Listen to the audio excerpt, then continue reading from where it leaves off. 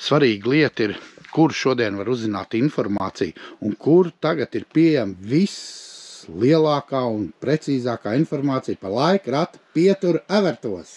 Tā informācija visprecīzākā būs pēdējā nedēļā pirms laika rata, bet jebkurā gadījumā visu informāciju par notiekošo, par dalībniekiem, par programmu. Programma visu laiku būs tapšanas procesā līdz pat 1. augustam.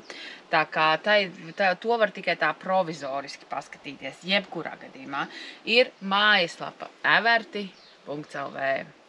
Facebookā ir lapa Laika rata pietura Evertos. Instagramā ir lapa Laika rata pietura Evertos.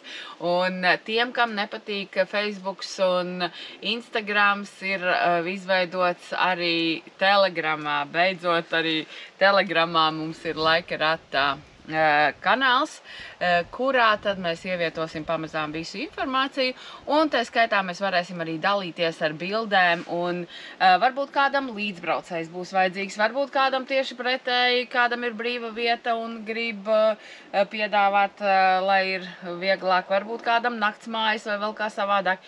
Tad Telegram kanālā tad mēs varētu visi būt vienu vietu un tātad, komunicēt vienu vārdu sakot.